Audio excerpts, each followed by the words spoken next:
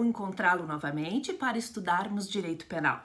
Hoje estudamos os crimes contra o patrimônio, em especial o crime de estelionato, previsto no artigo 171 do Código Penal. A prática do estelionato, na sua forma de fraude e engano, com a obtenção de uma vantagem, ela já faz parte das próprias relações entre as pessoas, as quais, por vezes, permeadas pela ganância e com a intenção de obter uma vantagem causando prejuízo em outro, fazem com que as pessoas pratiquem ações ou omissões.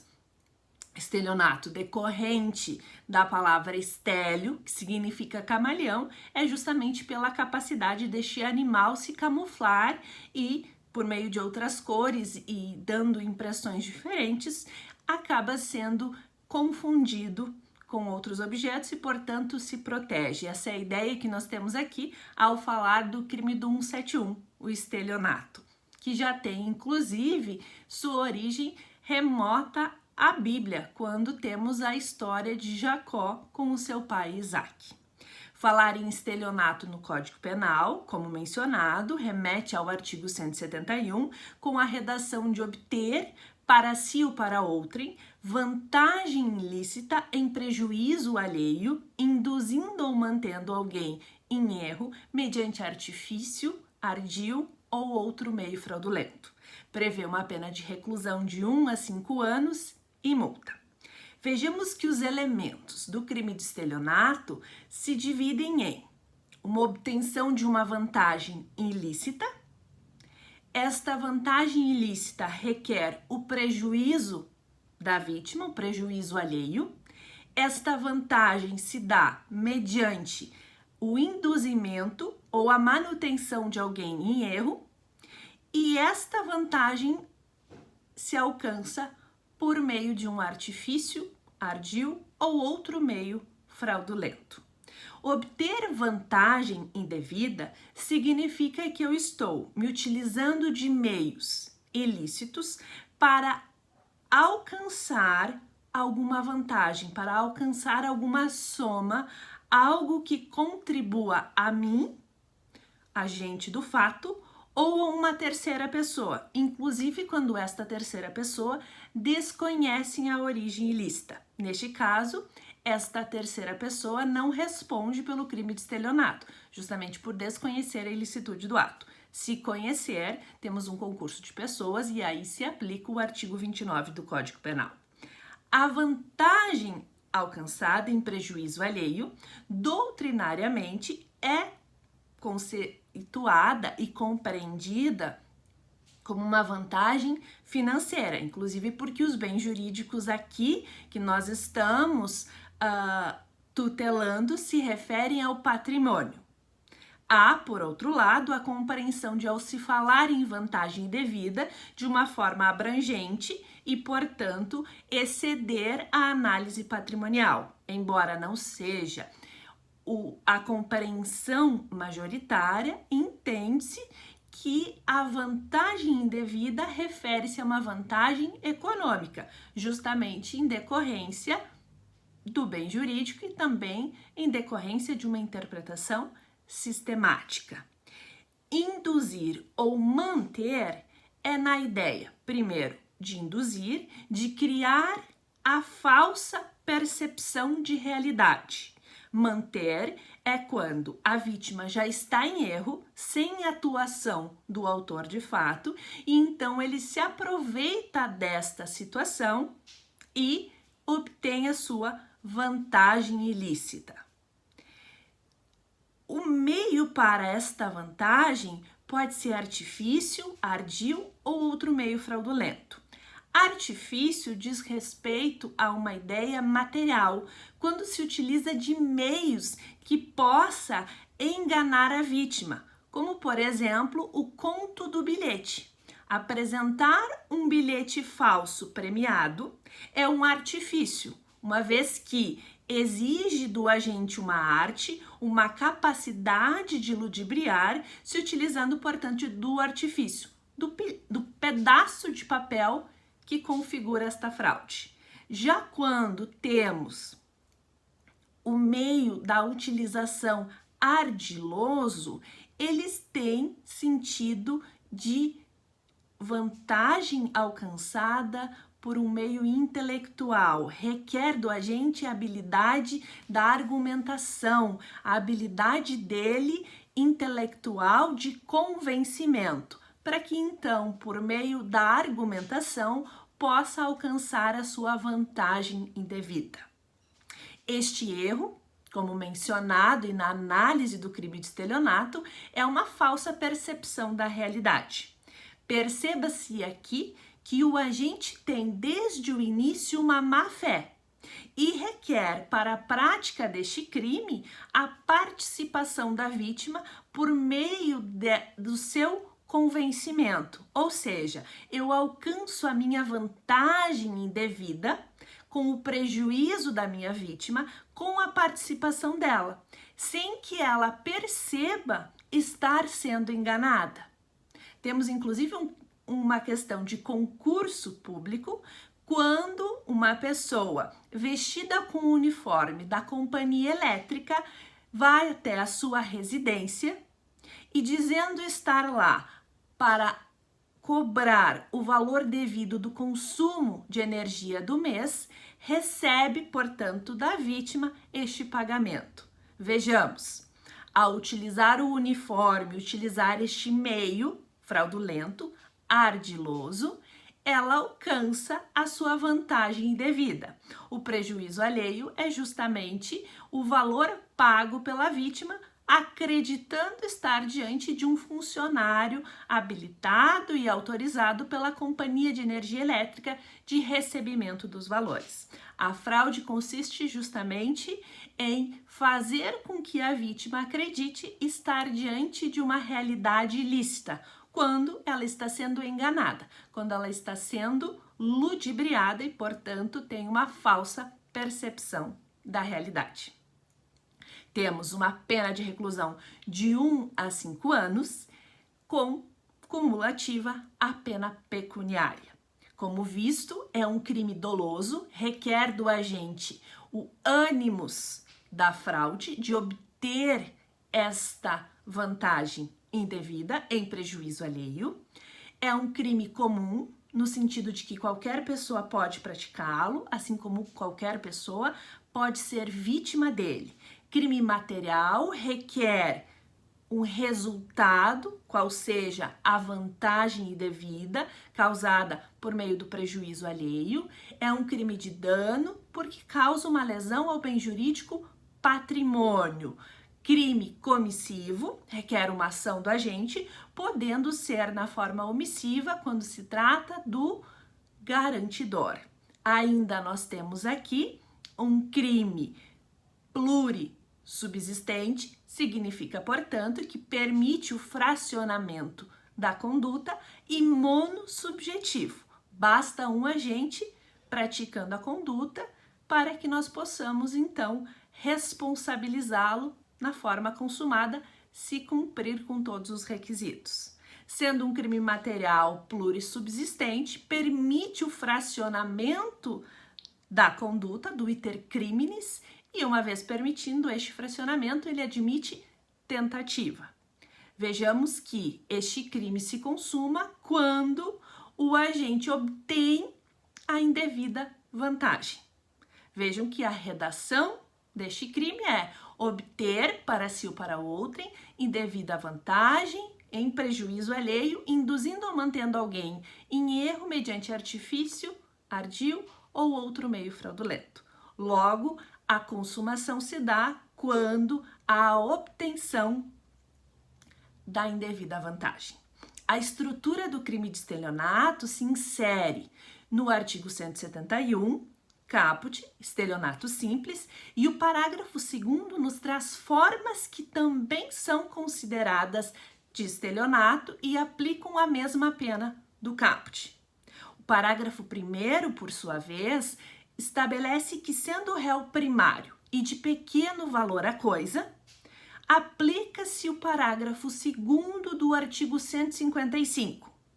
Recordemos que no artigo 155, parágrafo 2º, temos o furto privilegiado. Furto privilegiado é quando O réu é primário e o valor é de pequena soma. Reconhece-se, portanto, neste caso, uma causa de diminuição da pena, podendo o juiz reduzir a pena de 1 a 2/3, substituir a reclusão pela detenção, aplicar tão somente a pena de multa. Vejamos que se aplica também essa possibilidade ao crime de estelionato. E se lembrarmos dos nossos estudos, não somente o estelionato tem forma privilegiada, como também a apropriação indébita, previsão inclusive do artigo 170. Então, agora já podemos afirmar que o crime de furto, o crime de apropriação indébita e o crime de estelionato admitem a forma privilegiada. Quando o réu é primário, aqui considerada justamente não aquela pessoa que tenha tão somente bons antecedentes, analisamos o critério técnico do reincidente, do lapso temporal de 5 anos, do artigo 64 do Código Penal. E, somado a isso, o pequeno valor da coisa, considerada por nossos tribunais um salário mínimo à época dos fatos. Somados esses dois requisitos, nós temos a possibilidade da redução da pena, de 1 a 2/3, substituição da pena de reclusão pela de detenção ou aplicação tão somente da pena de multa. E logo mais veremos, no artigo 180, crime de receptação, a mesma possibilidade. Essas são as 4 possibilidades de formas privilegiadas para os crimes contra o patrimônio. Ainda é importante lembrarmos que os parágrafos 3º e 4º do crime de estelionato, do artigo 171, nos trazem causas de aumento de pena. E o parágrafo 5º, recentemente inserido, nos trazem a ação penal, alteração importantíssima no crime de estelionato. Antes de analisarmos as causas de aumento de pena dos parágrafos 3º e 4º e ainda analisarmos a ação penal do parágrafo 5º, novo parágrafo 5º, nos reservamos agora um momento para o parágrafo 2º. Também se aplica a pena do caput para as seguintes condutas consideradas como de estelionato.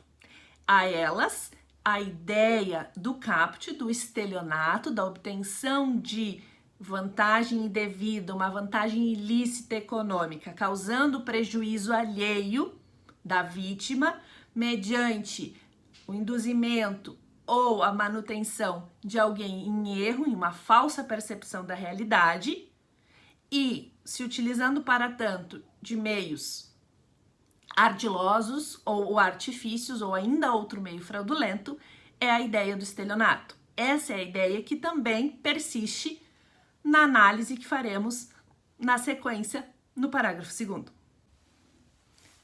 Primeira possibilidade prevista no inciso 1 é a disposição de coisa alheia como própria. A ideia aqui trazida é para punir aquele que dispõe de coisa alheia como própria por meio das ações de vender, permutar, dar em pagamento, ou seja, dispor da coisa alheia, e a Charlize errou.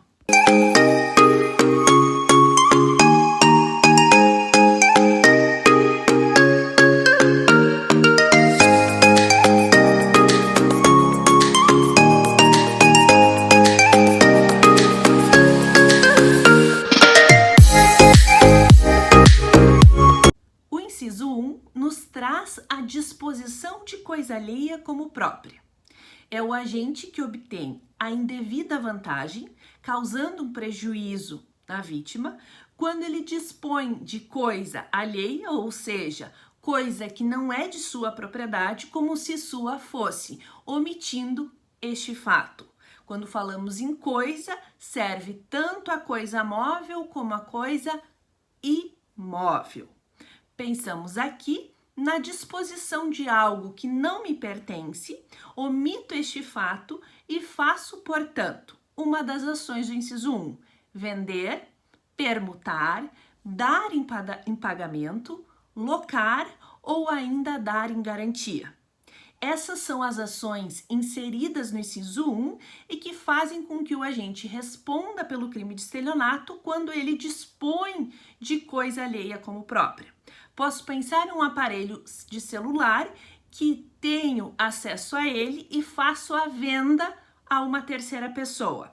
Pessoa que desconhece a ilicitude do acesso a esta coisa e, portanto, que não é de minha propriedade, portanto, não posso dispor dela, e acreditando no meio fraudulento por mim utilizado, adquire. Estarei eu praticando o crime de estelionato na forma do inciso 1 por dispor de coisa alheia como própria.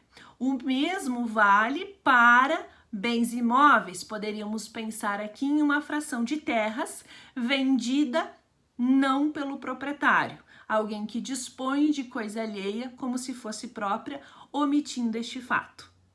Nessa situação, temos a prática do crime de estelionato pelo inciso 1. Importante aqui mencionar a súmula 17 do STJ. Diz o texto que, quando falso se exaure no estelionato, sem maior potencialidade lesiva, é por este absorvido. Trago esta súmula justamente neste momento de análise do inciso 1, uma vez que, ao se fazer a disposição de coisa alheia imóvel como própria, no meu exemplo da fração de terras, posso necessitar da falsidade de um documento público. Se essa falsidade for o meio para a prática do estelionato, utilizada tão somente para esta finalidade, ela é absorvida, portanto, pelo crime de estelionato e responde o agente somente pelo artigo 171. É isso que nos traz a súmula 17 do STJ.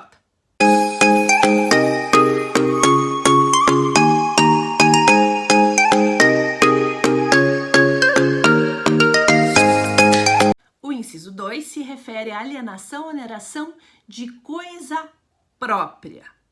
Estamos diante de uma modalidade de estelionato que, ao contrário do inciso 1, a disposição se dá de coisa própria. No entanto, esta coisa, ela está gravada de ônus, litigiosa ou ainda decorre de uma promessa a outra pessoa e que o faz mediante o pagamento de prestações mensais. Essa situação do impedimento da disposição de coisa própria é silenciada no momento em que se faz a alienação, a venda, a permuta, se dá em pagamento ou em garantia. Portanto, temos a punição pelo crime de estelionato, aquele que dispõe de coisa própria fraudulentamente, em decorrência dela estar impedida da prática destas ações: vender, permutar, dar em pagamento ou em garantia. Existe nela um ônus decorrência desta situação anterior e que pelo agente é silenciado, fazendo, portanto, que a vítima incorra em erro e, portanto, tenha um prejuízo alheio.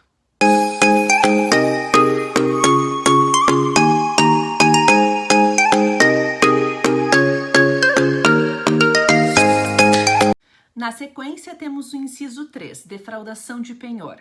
Responde o agente pela prática do estelionato na modalidade do inciso 3, quando ele defrauda sem autorização do credor o objeto que está na sua posse, violando, portanto, uma garantia pignoratícia. Estamos aqui diante de uma coisa que está alienada, ou seja, impedida de venda, permuta, de ser entregue em pagamento, e na posse do devedor, embora garantia de recebimento do crédito pelo credor. O devedor, na posse da coisa, indevidamente, ou seja, sem autorização, onera fraudulentamente e, dessa forma, responde pela modalidade do inciso 3. Responde porque obtém uma vantagem indevida, causando prejuízo alheio, por silenciar a situação de ônus desta coisa que está em seu poder, porém não disponível para seu uso e gozo.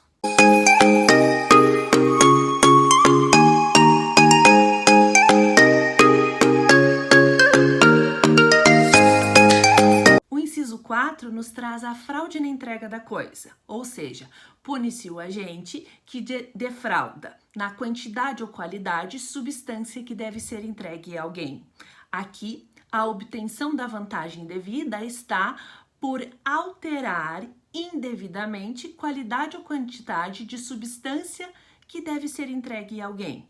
É como podemos pensar em um exemplo hipotético de ter sido recebida uma encomenda de determinado produto e ao fazer a entrega se faz em quantidade inferior ou em qualidade do material empregado inferior, fazendo, portanto, que o agente obtenha uma indevida vantagem, causando prejuízo alheio.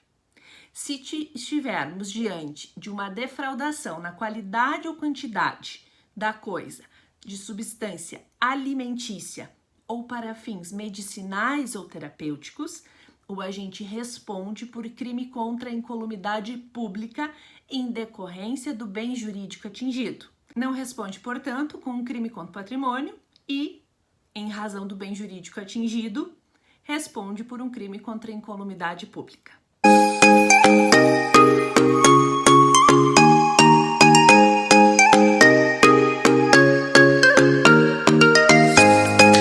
Inciso 5 nos traz a forma de estelionato pela fraude para obtenção de valor de indenização ou de seguro.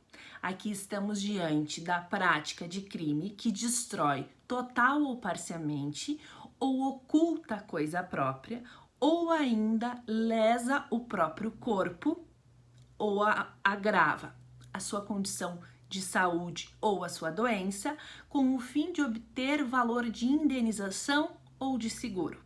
Vejamos que o inciso 5 nos traz duas condutas: a destruição total ou parcial do próprio patrimônio, ou ainda a sua ocultação, para fins de recebimento de um seguro ou de um valor de indenização, ou causa lesões ao próprio corpo. Perceba-se que, inicialmente, quando nos referimos à destruição total ou parcial do patrimônio ou a sua ocultação, pode ser pensada por meio do incêndio causado no próprio veículo para receber o valor de seguro previamente feito ao seu patrimônio. Em razão do objetivo fraudulento do agente de obter esta vantagem indevida, responde ele pela forma do inciso 5. Da mesma forma, quando ele oculta, ou seja, esconde coisa própria para receber valor de indenização ou de seguro. Trata-se aqui de um crime formal, porque a finalidade do agente é o recebimento. A consumação, portanto, se dá quando ele destrói, total ou parcialmente, ou oculta coisa própria. Ou, na segunda conduta, segunda forma que o inciso 5 nos traz, lesa o próprio corpo, agravando suas condições de saúde ou de doença. A autolesão não é punida pelo direito penal. Logo, a autolesão sem a intenção de auferir esta vantagem indevida não é punida. A punição aqui se dá quando esta autolesão ocorre para o fim de recebimento de seguro ou de valor de indenização. Quando, por exemplo, intencionalmente o agente amputa um membro superior ou um membro inferior, buscando, portanto, um valor indevido de um seguro prévio ou de uma indenização. Essas são as formas do inciso 5. Embora formal, em decorrência da finalidade do agente ser o recebimento do valor e do seguro, e a sua consumação se der com a destruição total ou parcial, ocultação, ou, no segundo caso, quando lesa o próprio corpo, é um crime plurissubsistente, permite o fracionamento, logo é possível a tentativa analisada caso a caso.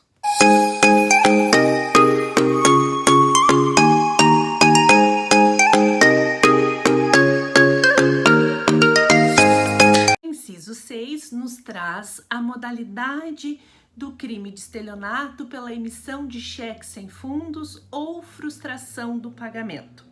Trata-se, portanto, de punir aquele que emite cártula de cheques sem a suficiente provisão de fundos ou lhe frustra o pagamento. Tratam-se de duas condutas aqui. A primeira se dá pela emissão do cheque, sabendo não ter fundos para compensar e, portanto, realizar-se o pagamento, ou, na segunda hipótese, quando há suficiente provisão de fundos e o agente se utiliza de outros meios para evitar a compensação, como a sustação. São casos em que somente responde o agente quando comprovado ter havido a fraude. Conforme a súmula 246 do STF, comprovada não ter havido a fraude, não há que se falar no crime de estelionato. É, portanto, necessário a presença do dolo, ou seja, da intenção do agente de obter indevidamente uma vantagem, causando prejuízo alheio. Essa vantagem ele obtém por meio da emissão de um cheque sem fundos ou ainda evitando que o pagamento se realize para que não tenha, então, a compensação. A compensação dos cheques é quando há a consumação do crime. Neste caso, é a negativa de compensação pela falta de provisão de fundos, pela falta de valores que deem conta daquele valor registrado na cártula. É um crime que, por ser material, que por ter a plurissubsistência quanto à sua conduta, permite que se analise e se perceba possibilidades analisadas a cada caso de tentativa. Ainda é importante destacar, de acordo com entendimento do STJ e do STF, que a competência para julgamento é da Justiça Estadual e do local onde se deu a recusa de compensação. Portanto, a competência para julgamento do crime de estelionato pela emissão de cheque sem fundos ou frustração do pagamento, de acordo com a súmula 244 do STJ, é do local onde se dá a recusa da compensação, ou seja, é quando há a negativa de provisão de fundos ou é quando ocorre a frustração do pagamento. Ainda importante destacar, de acordo com a súmula 554 do STF, que o pagamento do valor devido não obsta o prosseguimento da ação penal se for após a denúncia. Ou seja, se houver a restituição do valor devido por meio da emissão de cheque sem fundos, após o início da ação penal pelo recebimento da denúncia, não impede a realização, portanto, do processo crime e a responsabilização do agente. Em uma interpretação inversa, podemos compreender que o pagamento do valor devido até o início do processo crime pelo recebimento da denúncia acarreta a extinção da punibilidade. Essa é a redação da súmula 554 do STF. Importante neste inciso destacar que há necessidade de comprovação do dolo do agente, aquele que emite cheque com data futura e por um descuido, uma negligência da sua parte no acompanhamento do saldo da sua conta ou de uma cobrança realizada de tarifa pela instituição bancária, tem o retorno por insuficiência de fundos do seu cheque, não responde pelo crime de estelionato, uma vez que falta nele a intenção delitiva, falta nele a fraude. Esse é um cuidado para que nós possamos ter a responsabilização do agente pelo inciso 6 do parágrafo 2º do artigo 171.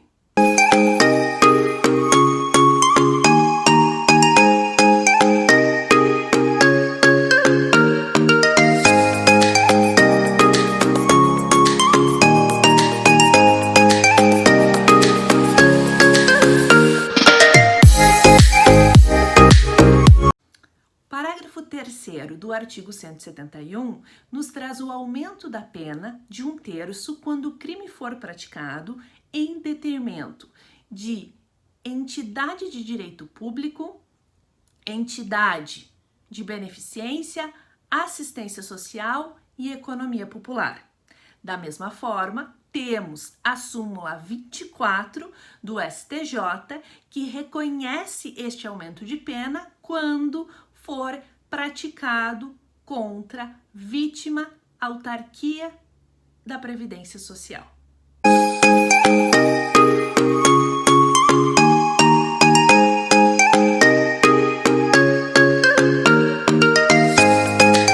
Em 2015, inseriu-se o parágrafo 4º no artigo 171, trazendo a forma de estelionato contra o idoso. Aumenta-se, neste caso, a pena em dobro quando a vítima for idoso. Compreendido nessa situação, de acordo com o Estatuto do Idoso, seu artigo 1º, idoso como pessoa com idade igual ou superior a 60 anos.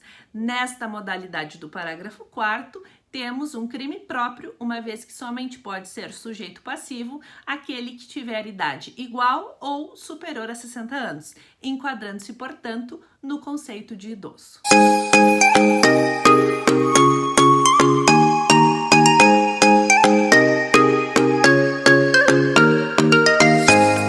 A Lei 13.964 de 2019 inseriu o parágrafo 5º no artigo 171, trazendo então uma exceção para a ação penal.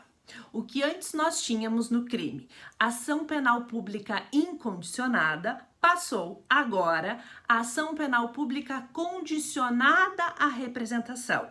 Esta é a regra para o crime de estelionato, salvo quando. E então ele nos apresenta 4 incisos.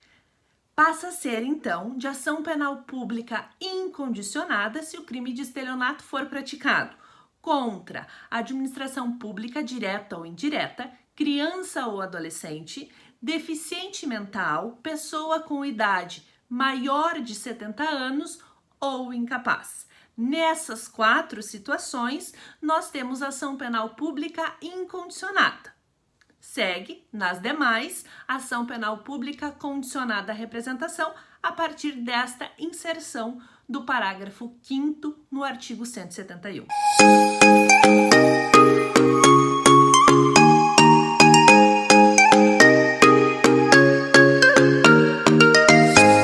Após essa análise do crime de estelionato, é possível compreendermos as diferenças existentes entre o crime de estelionato com o crime de apropriação indébita e o crime de furto. O furto se dá quando o agente retira a coisa sem qualquer auxílio da vítima. Se o faz mediante uma posse legítima da coisa, de boa fé, e então se apropria dela, há o crime de apropriação indébita. O estelionato surge quando há má fé no agente desde o início da ação. E para isso ele se utiliza de fraude com a cooperação da vítima, que tem uma falsa percepção da realidade. Trago aqui também um exemplo que nos faz diferenciar o furto qualificado mediante fraude do crime de estelionato. Falamos em furto qualificado mediante fraude quando o agente, em um exemplo hipotético, veste o uniforme de determinada empresa para conseguir um acesso ao local sem ser percebido, vai até o escritório, onde neste escritório nós temos o controle e o armazenamento das chaves dos veículos das pessoas que estão hospedadas nesse estabelecimento, aqui no nosso exemplo pensando em um hotel, retira a chave de um determinado veículo, vai até o estacionamento e de lá sai com este veículo. Aqui há um furto qualificado mediante fraude, uma vez que a fraude é o meio que ele se utiliza para ter acesso à coisa, sem ter a necessidade de participação da vítima. Já no nosso segundo caso, pensando ainda nesse estabelecimento, se o agente se veste com o uniforme da rede hoteleira da empresa e tem contato com o proprietário do veículo que entrega suas chaves, acreditando estar diante de um funcionário da empresa e, portanto, que este funcionário fará o estacionamento do veículo e, ao invés de fazê-lo, sai do local com o veículo, com a sua intenção desde o início de obter esta vantagem indevida, ao crime de estelionato. Perceba-se neste caso que a fraude é o meio que ele tem para ludibriar a vítima, permitindo, portanto, o acesso à coisa. Importante ainda falarmos da falsificação grosseira. O artigo 73 do STJ nos diz que a falsificação grosseira de papel moeda configura em tese o crime de estelionato de competência da Justiça Estadual. O crime de falsificação de moeda, seja metálica ou papel moeda, é um crime contra a fé pública de competência da Justiça Federal. No entanto, se a falsificação for grosseira, pode configurar o crime de estelionato e, neste caso, de competência da Justiça Estadual. Esta falsificação grosseira não pode tornar o crime impossível, de acordo com o artigo 17, por absoluta impropriedade do meio. A falsificação de uma cédula de R$3, por exemplo, é uma forma aqui de análise da aplicação desta súmula. Quando a falsificação for grosseira, mas capaz de enganar a vítima, há o crime de estelionato. Quando ela é perceptível e grosseiramente falsificada, afasta-se inclusive a possibilidade de responsabilização pelo crime de estelionato, configurando, neste caso, um fato atípico. São pontos a serem observados com relação ao crime de estelionato. Seguimos nos nossos estudos e logo mais estaremos trabalhando o crime de receptação. Continue acessando, inscrevendo-se no canal para mais debate e análise em direito penal.